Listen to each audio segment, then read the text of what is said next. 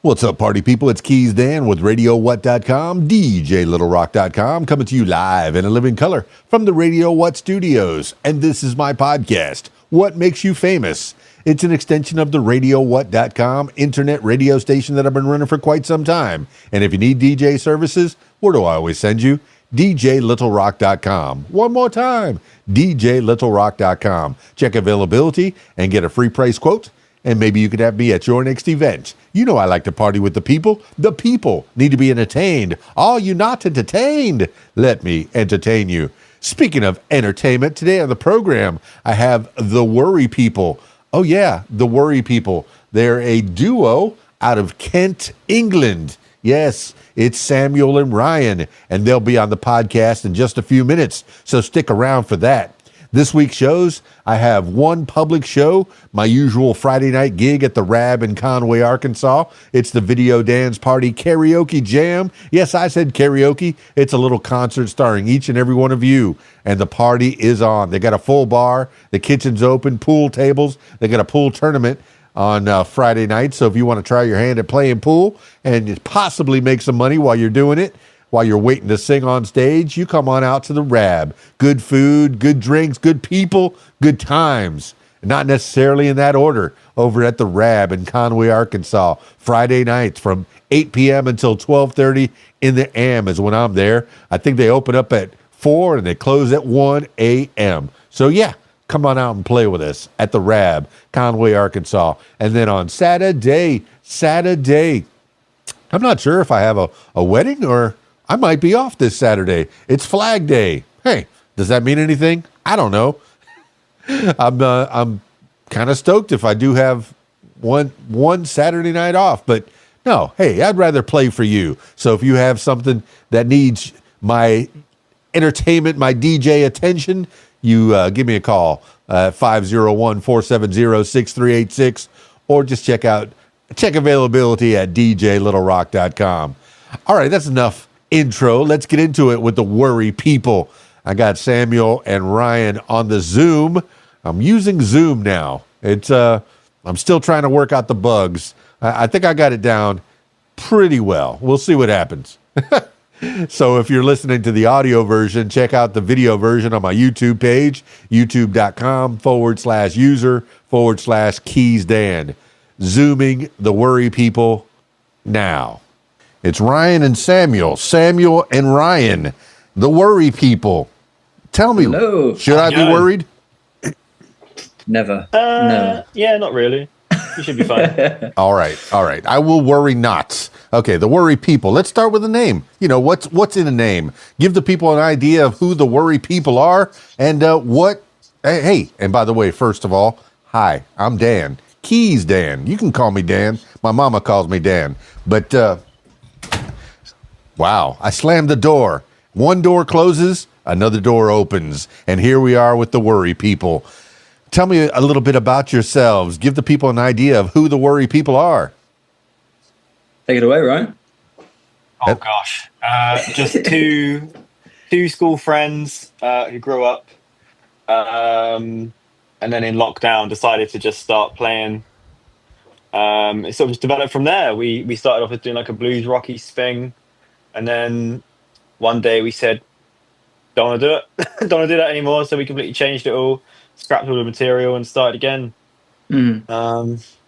Yeah, that's like a brief overview, I suppose. Well, I started listening to your music on Spotify, and let me tell you, I was listening to it, and I can already hear it is drum driven, guitar driven, and then I look at your YouTube page, and I see why.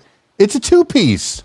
You know, usually bands need at least 3 pieces to give a full kind of sound, but I think my first foray into a 2-piece rock band was back, I'm dating myself, back in the 1900s, before both of you were born, I'm guessing. There was a club called the Tobacco Road, and they had an open band night, I guess. It was on a Wednesday down in Miami. And I saw a 2-piece band, and I say band in scare quotes because this was a bassist, and a guy with a 5 gallon drum bucket, a 5 gallon bucket. And those people had me mesmerized for upwards of 20 to 30 minutes. Just two pieces, belting out a rhythm, boom. And I was just bopping my head going, why am I so interested in this music? You could strip it down to its basic form, and music is music. As long as you got the chord progression, as long as you got the guitar-driven drum beats, you got rhythm with the drum, you got the guitar with the guitar, obviously, telling the story.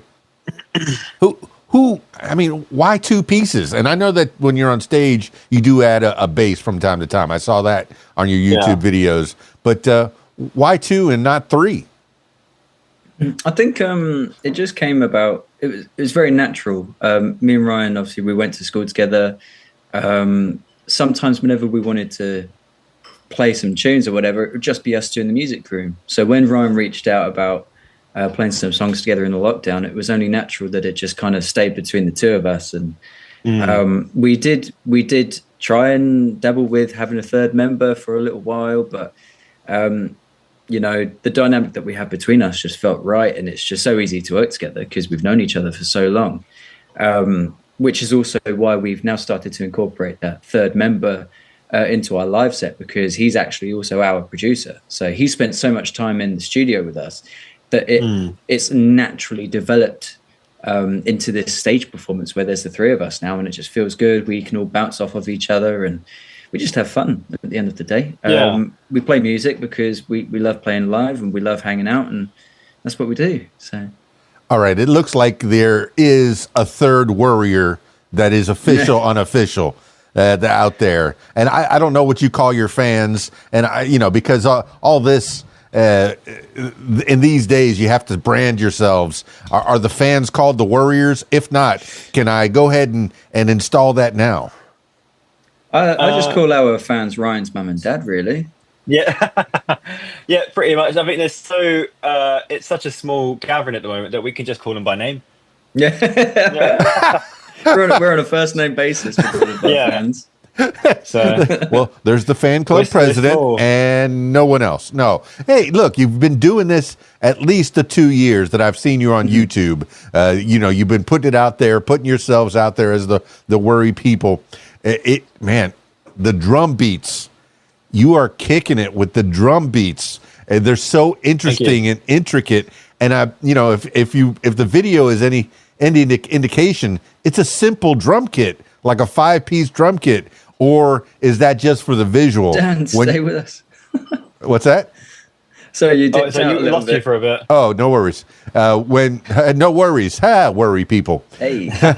No, when the drum kit that you have visually on your YouTube page is like a simple 5-piece drum kit. Is that what you use on stage, or do you have a bigger kit? No, that's it really. That's what I like. I've not really thought about branching out just yet. It's just more to lug about, I suppose. There is that. I suppose maybe once we get to a certain level where I can have somebody bring it for me, whenever that will be, I might branch out into a few extra bits and pieces. But for now, it's simple but effective. I think that's sort of like my whole mantra. Yeah. When we were at the studio the other day, there was this this mega kit of do you remember how many toms there were? There was one snare amongst 7 It's got to be like 12 different toms. Yeah. It's crazy. You just don't know where to go. So just, sticking with the tools that you have and knowing exactly how to use those is probably the best way to be for now. No, every time I can get, it's all the gear, no idea, I think some people say. No, whenever I do a gig, I did a wedding last night, and I was lugging all my stuff in, lugging it all out, and the load in and the load out is probably the worst part of the show. And the less you have to bring in, the better. But to give a good show, you have to have a certain amount of equipment. Myself as a DJ, it used to be 2 turntables and a microphone. And even before that, it was just 2 turntables, and I would have an MC that would handle the microphone. But no, now I have to do that. But now I'm bringing lights. I'm bringing speakers. I'm bringing, a table with the. And dummy me. I had a Pioneer turntable system, and I upgraded to the Rain turntable because it had more effects. It's heavier. It's a lot heavier. I'm supposed to be getting it lighter as time progresses, and here I am getting it heavier. You're so smart to keep it stripped down because you do have a high quality sound with that a regular drum kit, like a kid would get the first drum kit. Speaking of kids, tell me about your early life. You know, when you were a kid somewhere in England. I'm kind of an Anglophile, but tell me about you growing up individually. I'll start with Samuel. Samuel, where did you grow up, and when did you start playing music, or what kind of stuff were you getting into as a kid? I suppose, I mean, I was just a pretty middle of the road kid, played out on the street with the kids, and I wasn't really a musical kid. I remember I did pick up a guitar when I was about 7 years old because I saw Lilo and Stitch, the movie, and Stitch was shredding some Elvis songs. So I was like, I want to do that. So I did have a few lessons then, but I wasn't an expert within 2 weeks, so I gave it up pretty quickly. And then I didn't really pick it up again until I was about, what was it, 14, 15? There was a guy that me and Ryan knew in school, and he was like a grade 8 guitarist, which, if you're familiar with grades, is sort of like the highest level you could be. So he's doing all of this really intricate stuff, and I was like, that's amazing. I want to do that. So I just said, will you teach me? So he agreed for some weird reason, and every Thursday at school I'd take in my guitar that was like twice the size of me. And he'd teach me some basic chords and some basic scales, but he went off to uni, so it was YouTube from there. So okay, YouTube got me into this mess, really. I learned a little bit about guitar, some basic chords, nothing that I could take on stage. Of course, I played Smoke on the Water. The first few riffs of that is that seems to be the entry drug when you're playing guitar, and then some tectonic scales to try to get you your fingers nimble enough to play. How old were you when you were taking lessons? I started when I was 7, but then I put it down pretty quick. I didn't start again until I think I was about 14. Okay, so officially we'll go with 14. I started on acoustic as well. It's tough. Yeah, officially we'll go with 14 because as a 7-year-old playing a full-size guitar, I couldn't see it. You could play with it, you could, twing, pang, ping. I was talking to a young lady a few days ago on the podcast, and she had a ukulele when she was a little girl, and I have a pink ukulele back here behind this monitor that I showed on the podcast. But something for a smaller finger, and I know that they make junior guitars, smaller guitars for people with smaller fingers. But who bought you that guitar that said, "Oh, I want to give him that tool since he's interested in it right now at 7 years old, and then ultimately at 14"? Well, so I did actually have one of those smaller body guitars when I was 7, which was just like it was £20 from a shop here that we have called Argos. And they do everything. They do all the toys. Every Christmas, you flick through the Argos catalog and tick all the toys that you want. So I got like this £20 guitar, which I've never changed the strings on. And funny enough, I've ended up using that on our 4th EP that we put out. But the guitar that I had when I was 14, which I've still got, I think it's in a storage unit somewhere, is actually a cousin of mine. He gave it to my brother because my older brother wanted to learn how to play. But like me, he gave it up pretty quick. So when he said, I'm done with this, I just kind of took it, really.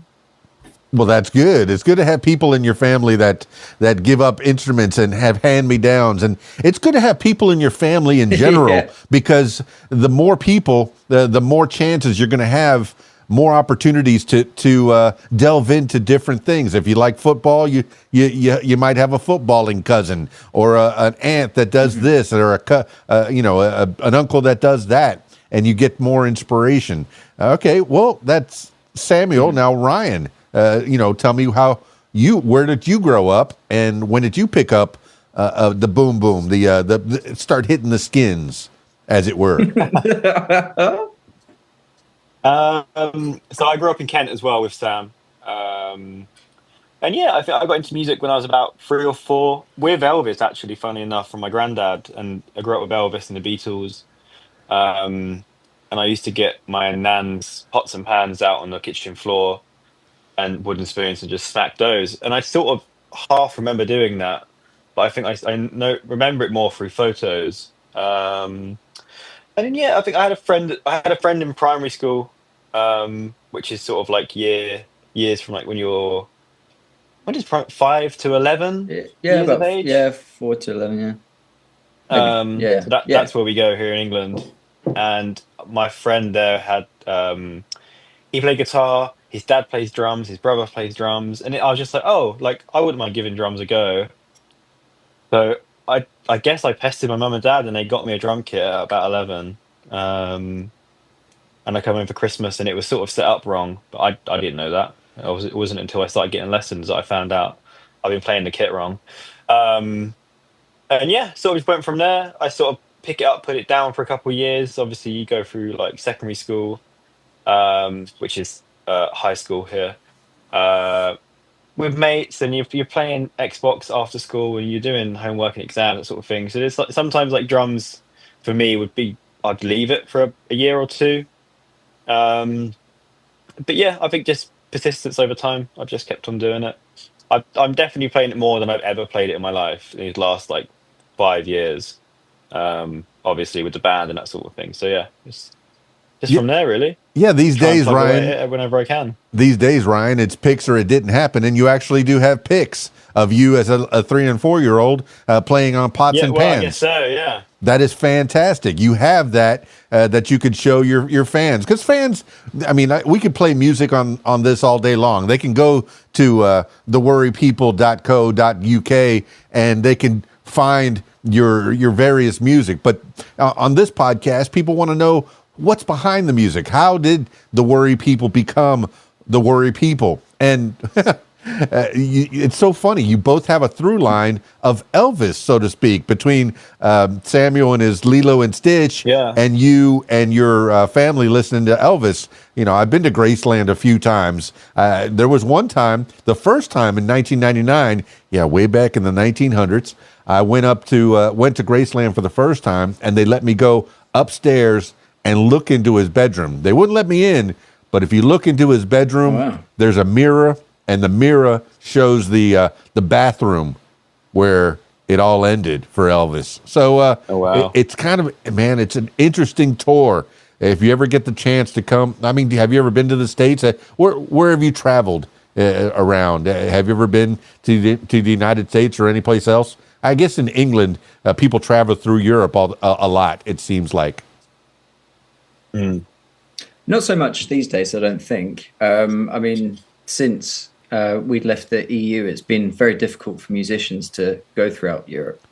There's a lot more paperwork involved and a lot more red tape, so a lot more hurdles to get over just to play a show that we could arguably we could get to, France or maybe Spain. Nah, probably yeah, we could get to France or Belgium faster than we could get to Scotland. So Yeah. it does feel like we are missing out on some of those opportunities. So hopefully something in the near future does change, because we'd love those opportunities as much as we'd love to come to the US and play some shows. So Yeah, because I've always likened, whenever I watch movies, I've never been out of these United States. I want to get out of the United States to find things that are actually old.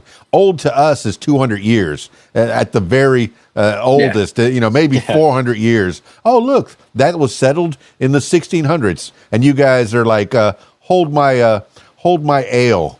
Well, this one was settled, 1,000, 2,000 years ago. And you've been, there's so much history dripping just in the Kent area, I'm guessing. I mean, to give the people a walking tour of Kent, you growing up and piddling around in Kent. Well, the only thing it was name checked in Werewolves of London, which is a song by Warren Zevon. He's a hairy man in Kent who's been running around or whatever. He's a hairy gent who's been running around amok in Kent. and I'd like to meet his tailor, something like that. But it was name checked in Werewolves of London. But tell me about Kent. Give the people a walking tour. What do you get to involved in? I mean, in Kent, I mean, it's most counties in the UK will have little titles for them, and Kent is known as the Garden of England. So it's supposed to be, lots of greenery. There's a lot of Lots coastal of towns. Yeah, lots of coastal towns here. I mean, I think it's steeped in history because it was the connecting point between Europe and the rest of the UK. So there's a lot coming in. There's a lot going out. I think it was was it Gravesend where Pocahontas ended up? Yeah, I think it was Something like that. And like, for example, like Dover, we have Dover in Kent, but that's only 21 miles away from Calais in France. Yeah. So you could get a ferry or a paddleboard. So Or a dinghy. just like hop over, or a dinghy, hop over. So like we get a lot of through traffic, I think, through Kent. Where we are in Ashford, we're in sort of like the middle of Kent. So for us, really, here, we're at the best point in Kent because the beach is 20 minutes away. Yeah. London on a train is half an hour away. So that's the capital, and it's pretty convenient. If you're into your history as well, we're literally like a 30-minute drive from Canterbury, and that is just steeped in history and culture. Yeah. Also, some good music venues there. So if you get the chance to play, go for it. Yeah, I mean, I know that there's a different latitude. I'm from Miami, and I remember there was that is a place where a lot of tourists, a lot of in and out, a lot of different people from all over the world would come to Miami to as an entry point to get to the rest of the United States. And sometimes they hang around in the United States. There's beaches and there's clubs and places to hang around in down there. So I'm seeing you're saying Kent is kind of an exit point of England. So you get to have all those different kinds of people going in and out of your area. Do you get to experience different? Is there, usually it's through food, and it's the entry point for different different cultures. Is have a meal in that culture. Are there different restaurants and things to eat and things to do from different people all over the world, or is it English? It's, totally English. I'd say we have a very, very wide, diverse culture of food here. I think England as a whole, really, we're quite diverse in what we eat. I think the staples that everyone thinks of the rest of the world is like bangers and mash, which is sausages and mashed potato. Or I can't remember the last time I had that. That is like a classic stereotype of English food. But realistically, there's loads of stuff here. Lots of like variations on Asian food. A lot of like Italian food. Like it's just I mean, getting like an Indian or a Chinese takeaway is like staple British culture, isn't it? Compared to like I had a Chinese last night. Compared to toad in a hole or something, you never really like you just don't do that. I do appreciate the different names and like pub names is something that fascinates me. Is that there's a rock and a flower over there. We call it the Rock and Flower. That's the name of the pub now. Oh, there's a guy in a yellow hat. Oh, we'll call it the Yellow Hat now. That's how things get named. And you mentioned Dover. There's a place called Dover about 45 minutes away from me. And I think when people came to the U.S., they said they just brought the names with them. There was no creativity for us in the beginning as far as names. At least they didn't want to waste the creativity on names. New York was New Amsterdam, and then it was New York, which is both names from named after European cities that have been well established. It seems like we're here in the colonies. And what do you call people from the United States? I've heard it Yanks. I've heard it colonist. Across the pond, when you're referring to people in the United States or even anywhere in North America, what do you refer to? Personally, just Americans, really. I always feel like Yanks comes across as a bit derogatory, and I also thought that Yanks only refers to people from New York. but I'm probably wrong there. No, it's true. I mean, if you were actually here in the United States, the Yankees would be north of the Mason-Dixon line, and the Rebels or the Confederates are south of the Mason-Dixon line. I guess that's around the 35 parallel, or I don't know. I don't remember exactly where the Mason-Dixon is. That was a line that was established before the Civil War. But I know I'm getting far. I'm trying to pick the brains of Samuel and Ryan, the Worry people, and find out more about what you know and what where you're from. Samuel, your parents, who was it that? All right, they bought you the guitar, they gave you the lessons. How do your parents, and do you have siblings that also are in the music biz, or at least exposing you to music? Tell me about your exposure in the beginning.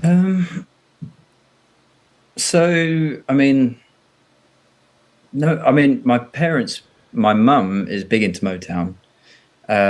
My dad was sort of big into acts like Van Morrison or Dire Straits, if you've heard of either of those. Oh, please, come on. But I think both of them, yeah, just check it.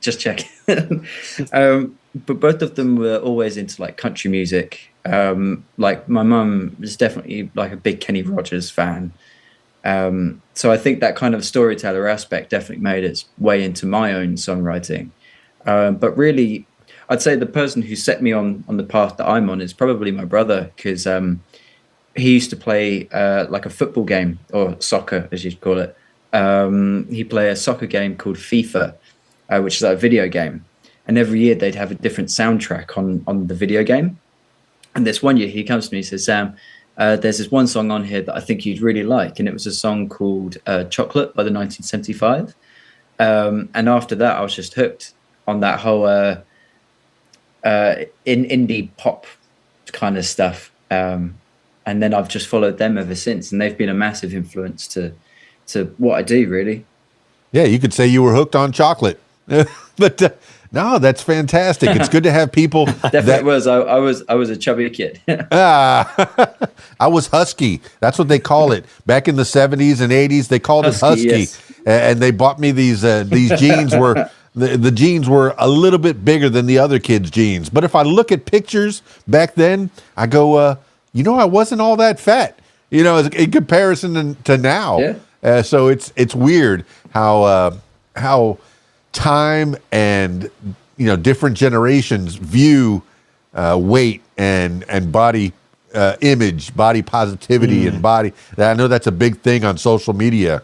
Turning to Ryan, I mean, who was influencing you? I mean, that's a big thing. Samuel is having the country and the rock. The 60s rock.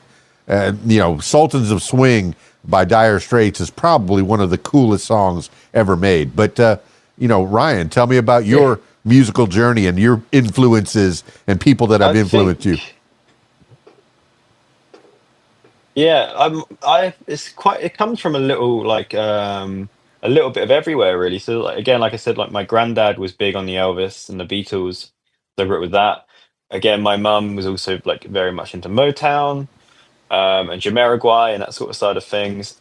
Not too much from my dad. It was very much like Dido, who's a female artist over here, and like Carpenters, which are great, but I'm not a biggest fan sort of thing. Gabrielle. It was my friend who got me into drumming. He was sort of very much into the rock aspect of stuff. So that was a lot of like Dio, like quite like old metal stuff, Led Zeppelin. And then what really turned for music for me was listening to a My Chemical Romance song on the radio and listening to it in the car with my dad and thinking, not heard anything like this before. What is this? Where can I listen to more of it? And just sort of went from there, really. And then I grew up listening to a lot of like pop punk stuff, Blink-182, Fall Out Boy, Paramore. But then it all goes. It can go all the way to the other end where I'm listening to the Sweeney Todd musical.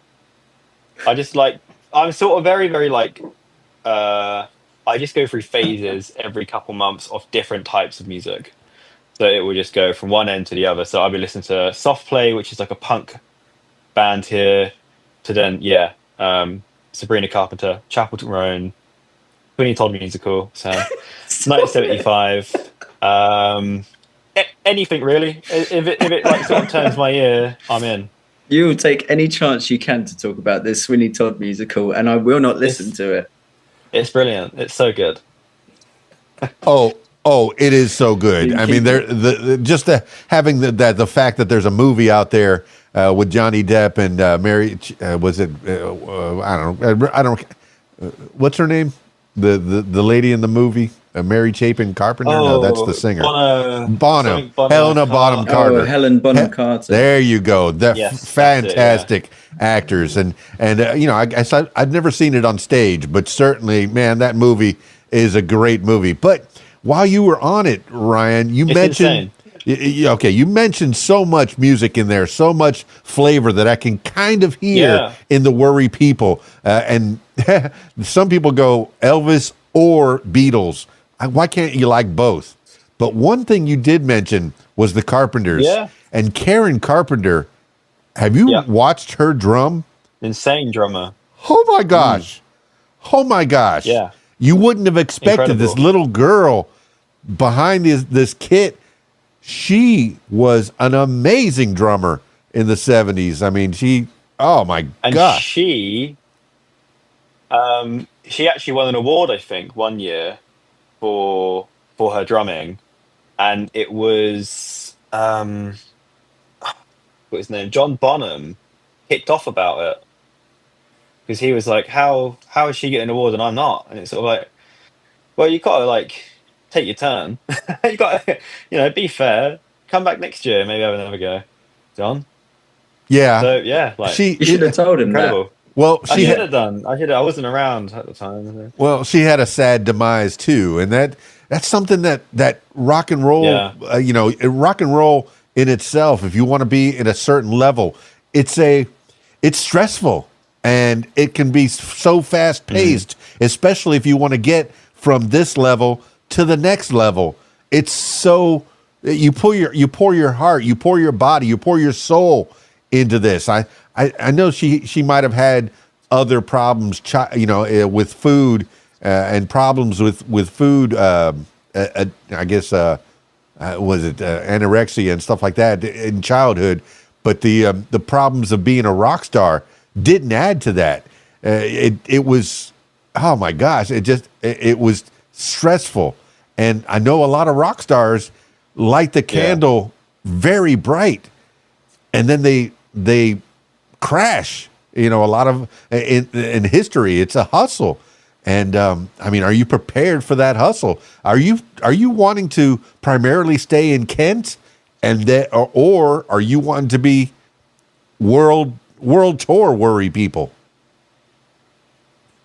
I think we're kind of happy to take this as far as we can. To without the detriment to our own health and everything. But I think it's pretty, not to sound like a loser, but it's kind of rock star to look after yourself these days. Everyone always talks about self-care and mental health. So it's such a big thing within culture now that I think that the idea of being a rock star now is shifted.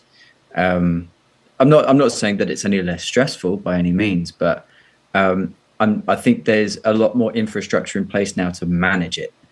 So yeah, if we can go bigger than Kent, then that's cool. But if all we are is a Kent band for the rest of our lives, then at the end of the day, we're just a few friends just playing music. But while we're here, why don't we just see how far it can go? Well, while you're in Kent, you have that base, those people that will be out to protect you. Between your parents and your family and your fans, for that matter, they'll be there.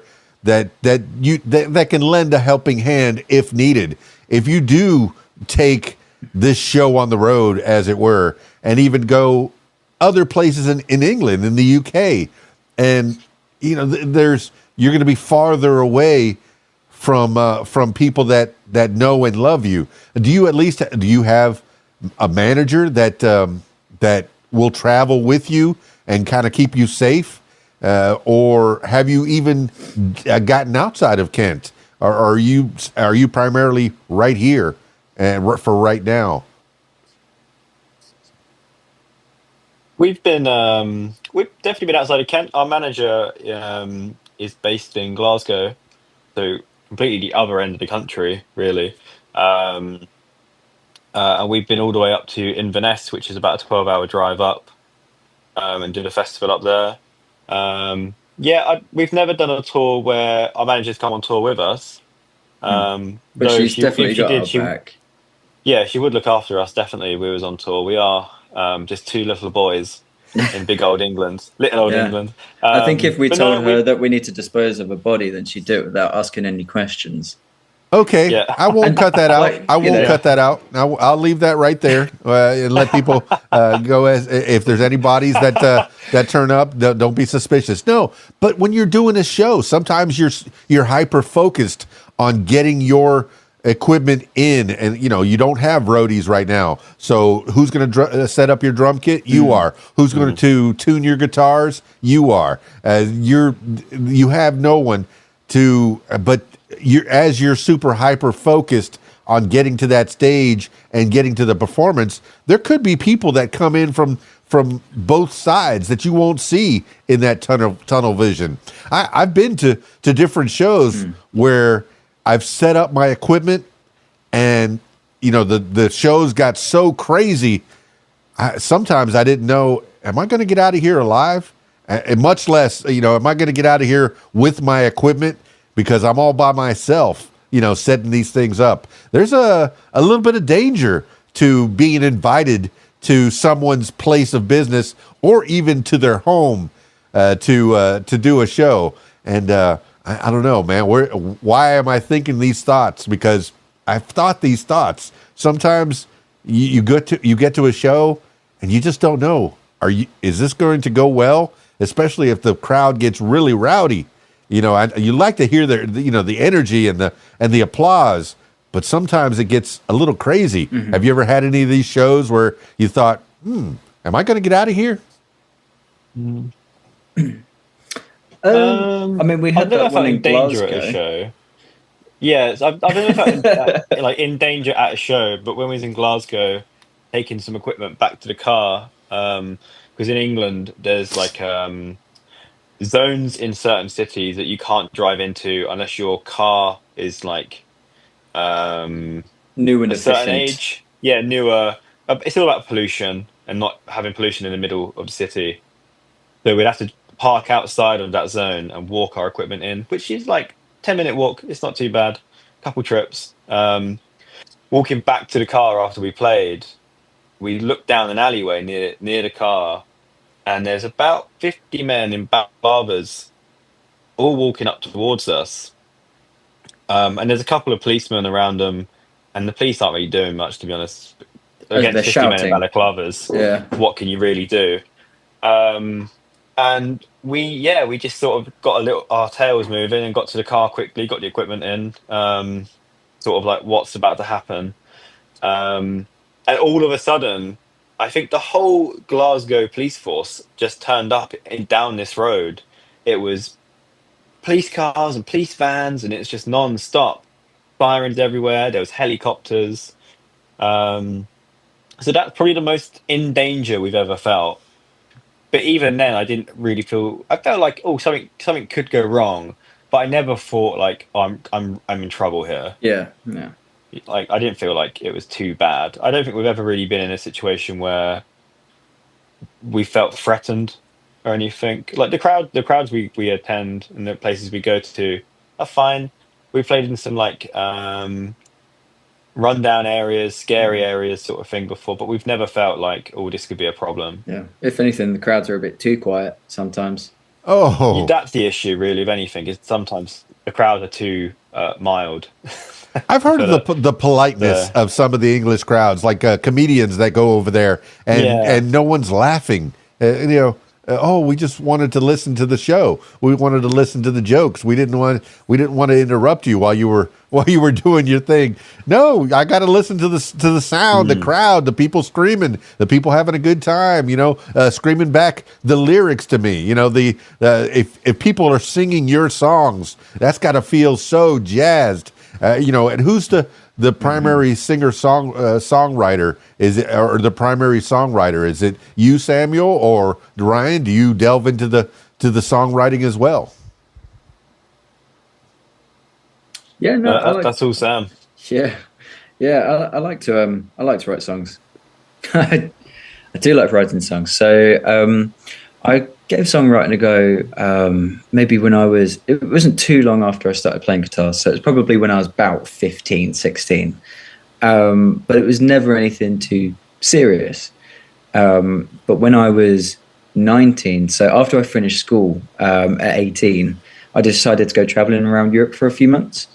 And then I came back and I wrote one particular song that I can't even remember how it goes now, funny enough. But I remember writing it and thinking, wow, this could really be something for me. Like, I think this is something that I really enjoy. I think I need to, I do this. I think I need to really give it a go. So really, I think I started in music quite late because, yes, I did play guitar. And I was a massive John Mayer fan when I first started. But that transition from guitar player into songwriter was a really big leap for me. And that happened when I was 19.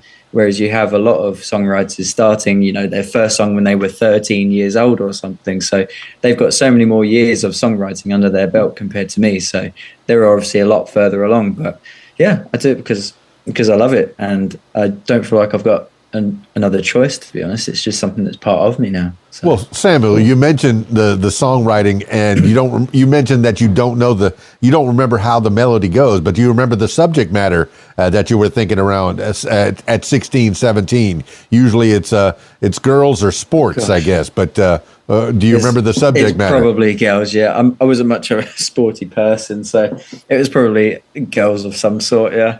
All right. Well, I mean, hey, it's good to find love. I think one of our doctrines here is the pursuit of happiness. Doesn't mean that you're going to get guaranteed happiness, but you can pursue that happiness if you want. Was that a question before? Okay. Absolutely. If that is in our doctrine, our Declaration of Independence, I guess, if there's, and I know I've never asked this question before, but you as a young person from England, was there a problem with people pursuing their own happiness in the past? Do you remember that history?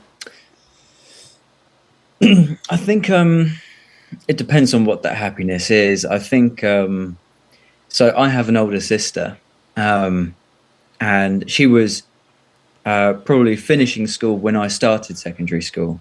And do you know of a show called Glee? It was quite big. Oh yeah, the mashups. The mashups in Glee are fantastic. So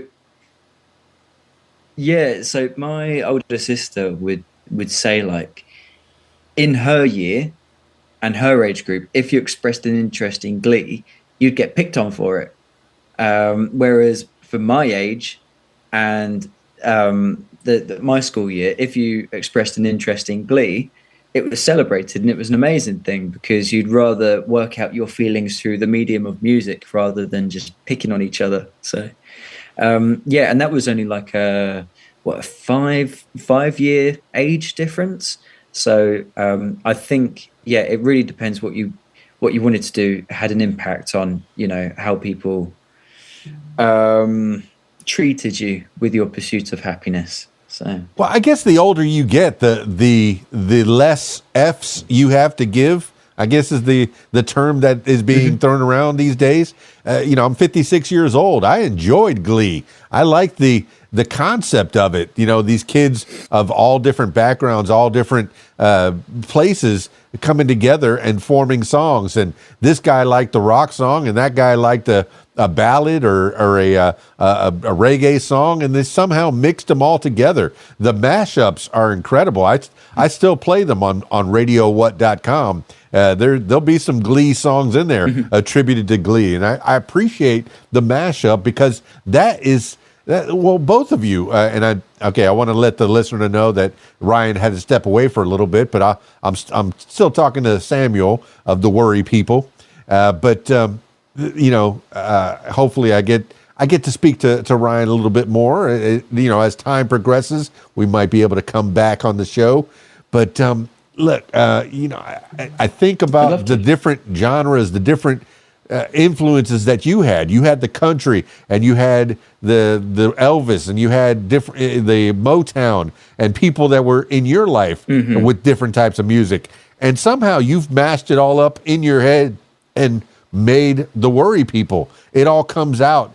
Once they put it into the grinder that is Samuel's head, it comes out as the Worry People. All the influences. What do you think? If somebody was saying, describe the Worry People without listening to the music, and I encourage you, my listener, to listen to the music. But if you were in the elevator, we sound like, we kind of, if you like this band, you'll like the Worry People. Oh gosh, I'd say compared to bands, Kings of Leon have been a massive influence onto sort of like, obviously we're a guitar and drum based band, so Kings of Leon are just iconic, and of course their work has seeped into what we do. But there's also electronic elements which I've taken from the 1975, and there's an artist called Sam Fender over here, and he's very much a guitar driven sound as well. I think he's trying to crack America at the minute, so good luck to Sam Fender. Okay, I like that you mentioned Sam Fender, because that's a new band for me. Storytelling is, you'd really like him, I think. It's very, very Bruce Springsteen. So if you're into Bruce Springsteen, then Sam Fender's your guy. The way that he tells a story is amazing. And he talks about personal experiences a lot, which is what I've learned to do as well, across all of our music. So everything's all interconnected, and I really put in an effort to try and tell this story over the past 2 years, and across 4 EPs.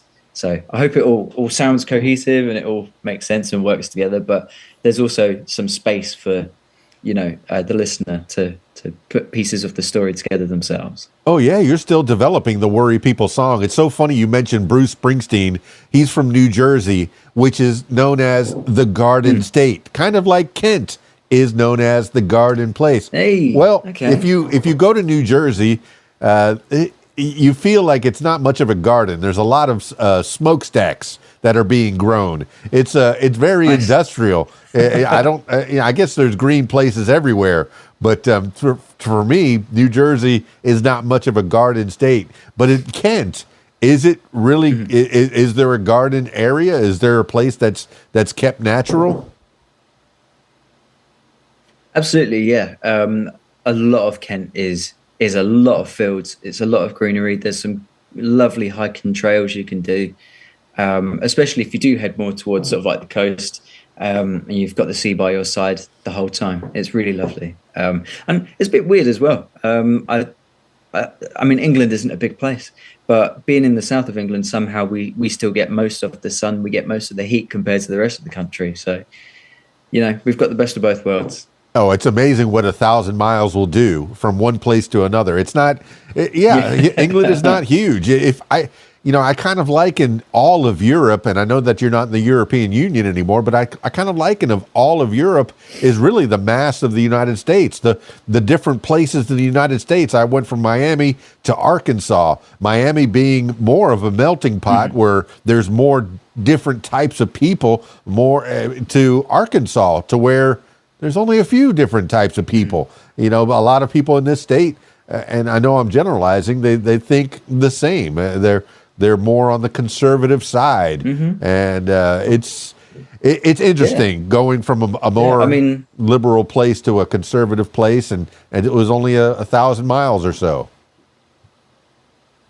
So, do you think that politics really does have that big of an impact on culture on a state-to-state basis?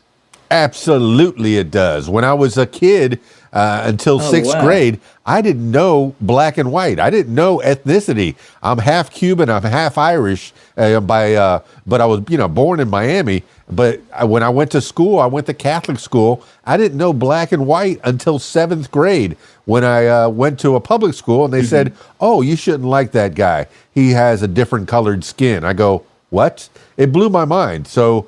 There's really more of a melting pot. Black, white, red, brown, all kinds of people living together.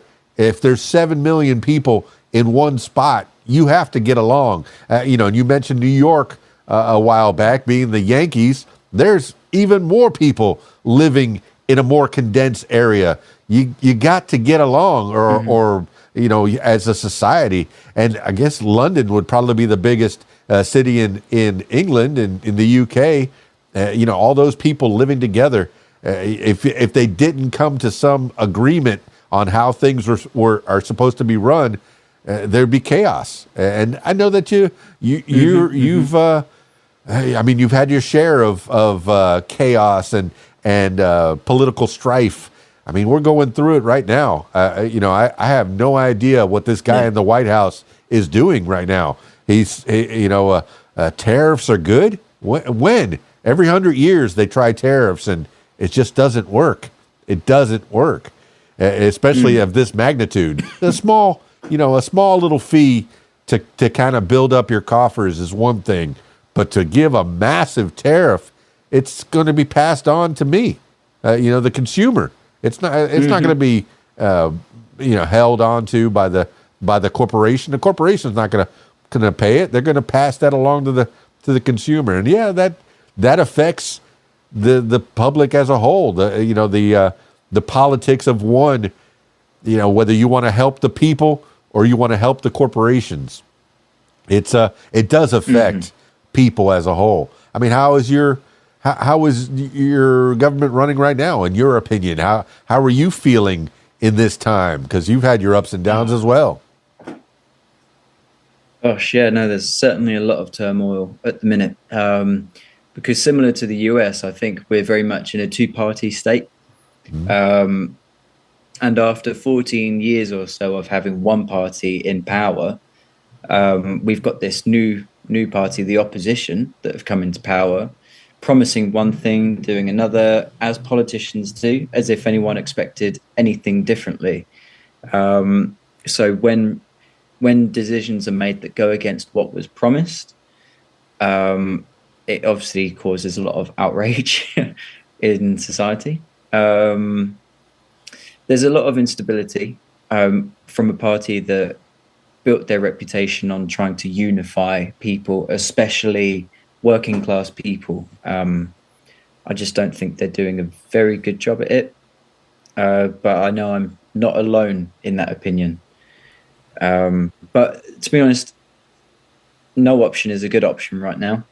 So you kind of just have to do what you can. I mean, I think it only affects you on a day-to-day basis in smaller ways, but those small ways add up eventually, and then before you know it, the systems in place have failed you. But well, when I was a kid in this two-party system, we had liberals and conservatives, and the pendulum swung from one to the other all my life, and usually it was 4 to 8 years, and it was more likely 8 years. It would be all conservative for 8 years, and then it would be liberal for 8 years, and it swung. But now it seems like it's swinging. That metronome is ticking faster, tick, tick, tick, every 4 years now. There's it's I feel like capitalism was a nice experiment. It was fun while it lasted. Yay, capitalism, and it's over. No, I don't know. I don't want to be alarmist or be feel like life as we know it is going to end. But I'm prepared for it, and then people like you can write songs about it and help people to understand what's happening, from your point of view, and you're going to connect with other people. You mentioned that the people that your sister talked to about Glee, some of them would poke fun at her. But if you talked about Glee in your social circle, people would be, joining in. You'd have your people. And that's a nice thing about the internet is you could find your people. It used to be you would be stuck in the corner, sitting on the stairs, eating your lunch alone if you had views that weren't, the norm for the majority of the people. But now you can always find your group. Yeah. And they'll be shouting on Twitter. Now it's X. I can't call it X, but that's a whole nother bucket of monkeys. but they'll be shouting it on social media, and people will find that, and you'll develop your social circles, your groups. You could even make groups in social media. Yeah. But have you found your group? And when you do find these political strifes or people that are marching in the streets, do you write about it, or what are you primarily writing about? I think primarily I write about the relationships that I have, the relationships of the people around me. I don't really write too much about politics. I think it's a bit more taboo to talk about politics over here. So I'll leave it to the other artists who can do it in a more gritty way or whatever. But I think partly because I feel so disenfranchised with what we've got and all of the options available that it's a bit deflating. So it kind of births that what's the point kind of mentality.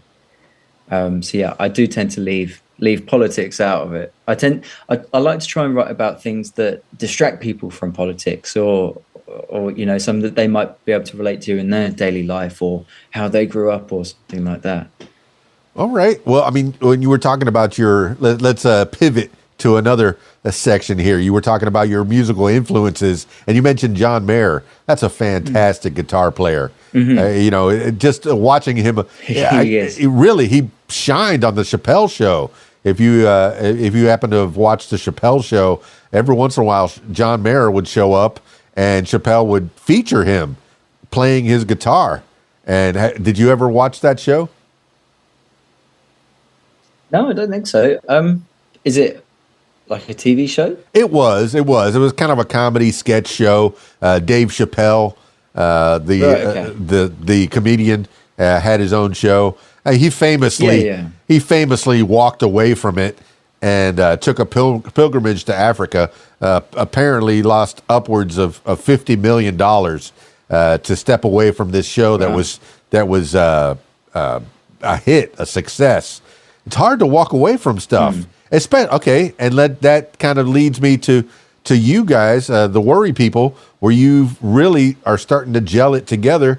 But in this early stages, even at 2 years that you've been really going at it, it's hard to say no to different situations. And we talked about the dangers of going into different places, looking down that alley and seeing police. Ooh, what's going on over there? I better load my equipment real quick. But it's hard to say no. If somebody offers you a gig in Kent or in Glasgow or beyond, and you think, well, maybe that's iffy. That's kind of a sketchy part of town. I'm not sure if that's where I want to be, but I really need the money and I really need the exposure. I mean, how do you delve that, or do you have people that you talk to that you can say, hey, do you think I should do this one? I think the music scene over here, especially in Kent, it isn't as well structured as it could be. I think it's a little bit more of a free for all. So every gig that you do take is a gamble when it comes to exposure, because you've got some bands, for example, who can play the same spot, 3 times in 2 months, and they'll pull a crowd every time. Whereas you could have a band playing in their hometown, they can only do it once a year because otherwise no one's going to come. So every show does come with a risk. And I think I completely agree. Yeah, that we still have that mentality of we can't afford to not take it just in case it is busy or we're going to get good exposure out of it. So I think we're still working on it. We're still trying to figure it out. Oh yeah, I mean, and people are going to invite you to do things. Hey, we don't have any money for you, but we have exposure. You can't pay your bills with exposure. You know, once you've gotten to this level, you've got it to where you need to command a certain amount of money. And I know the music business, it's hit and miss. It's starving artist. I've said it before on this podcast, and I know that it's a phrase, starving artist. You hardly ever hear artist without the word starving in front of it, at least at first. But hopefully you've gotten to a level to where if you go to a gig, they're going to pay you the right amount that you need, that you command, and you know the industry will be all the better for it. You know, the worry people, you've put some time into it to become a musician that people can get up off their couches and away from their big screen TVs and go out to watch you play. Now, are there regular venues that you go and play in the Kent area and beyond? You know, what's up on the horizon as we wind this thing down? I mean, there's definitely some venues in Kent that we play on a semi-regular basis in terms of few times a year. There's also some venues that we know of where it's good to use as sort of like a testing ground for any new material. If we can develop relationships outside of Kent where they would have us regularly, you know, Brighton, Manchester, Newcastle, bigger towns like that. I mean, it would be lovely if we could work out some sort of circuit so that maybe 2 or 3 times a year we could just go around and just hit all of them up and meet new fans and everything. But I think part of the problem is being available online means that you can very easily listen to 20 seconds of an artist and then just swipe past them and forget about them. There needs to be more in place to support touring bands and musicians so that they can establish genuine, real, in-person connections with existing fans or new fans. Yeah, so if we could do that, that would be lovely. I think it's just a matter of time and just keep going. Yeah, that's the TikTok world. It's 30 seconds and go, and not even 30 seconds. Sometimes 20 seconds is enough. And you know, I'm on the TikTok. I'm on these other social medias. I got your Instagram, your TikTok, your X. Oh my gosh, I can't call it X. It's Twitter. Okay, it's Twitter. Everybody. You know, I got your Facebook. And I have your YouTube and your Spotify, and I'll put that in the show notes as well, just to make sure that people can find you. But you know, you do have to keep it bite-sized because you know people are ADHD. You know, people can't concentrate. Is that what it is? It's just things are coming at you so fast. You know, okay. Old man in 3, 2, 1. Back in my day, we used to slow down and go play outside and ride bikes and get dirty. And nowadays, these kids want to be inside and they want to be on their screens and swiping. What is all this swiping? You know, but you know, while they're swiping and they catch 20 seconds of a Worry People song, do you have to work on those hooks? Because in the 70s, you could recognize a song in 3 notes because of the guitar riff, because of the drum beat, because of the beginning of the song. Oh, I know that song. You know, do you work on those riffs to get people hooked in the first few seconds? I'd say so, yes, but not for the sake of social media, just for the sake of writing a good song. I don't want to be completely pessimistic, so I will say I do think that it will come back around where people will get bored of social media in the regards that it's just, you know, like you say, swipe after swipe. And I think they're really going to come back around to wanting to get their teeth into something and a body of work that they can really get into and dive deeper into. So hopefully that time comes soon. Yes, I refuse to write a song for the sake of blowing up on TikTok or anything. Oh, but those intros in those 70 songs, those intros where you had the guitar riffs, and you go, oh, that's Rush. They knew how to do it. Oh, that's Dire Straits. Oh, that's, you know, you could recognize those riffs right off the bat. Then that's just good songwriting. That's just good song playing. All right, let's give some shout outs to people that have helped you along the way. You already mentioned a producer that's our manager or something like that that's helping you play bass, at least in some of those shows. Give a shout out, name check everybody that has helped you along the way, and then we'll get up out of here. Okay, cool. Yeah. So shout out to Charlie, our producer, plays bass as well for us on the live set. We've got Lauren, who helps out managing the band and keeping us all in check. We've got the support of all of our friends, family, girlfriends, Hannah and Ellie and Naomi, who help with videos and photography. Yeah, I mean, shout out to Stan, who helped us with our EP3 music videos. I mean, they definitely did a lot in helping us and making new connections as well. So, yeah, I think we like to keep the team quite small. Yeah, I like that you make videos. I'm a very visual person. I'm a child of the MTV era when MTV used to play music. And I was there. Absolutely. I was there when they started. So I play a lot of music videos when I do the clubs, and I plan to play some Worry People music videos this weekend when I play over at the Rab, and having a steady gig every Friday night. It's you mentioned that you want to have places that you can go to on a circuit, on a weekly basis. It's nice, man. But I do get the privilege of going to one place every week, and I always feature the bands that I talk to throughout the week. So there'll be some Worry People videos playing up on the screen, and people are going to go, "Who is that?" "Oh, that's the Worry People. Look them up. worrypeople.co.uk. Yeah, they're out there in Kent. No, they're not the hairy people in Kent who ran amok. I don't know. I can't remember the lyrics to the Werewolves in London that name checks Kent, but I will look those up, and I'll probably sing it at karaoke this weekend just because. But I don't want this to be the last time that we talk. I want you to come back anytime.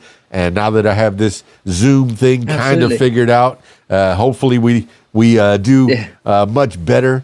Okay. In the interim, I guess before the Zoom cut out, and I know I've edited that part out, and you probably will never notice that it cut out, but it did.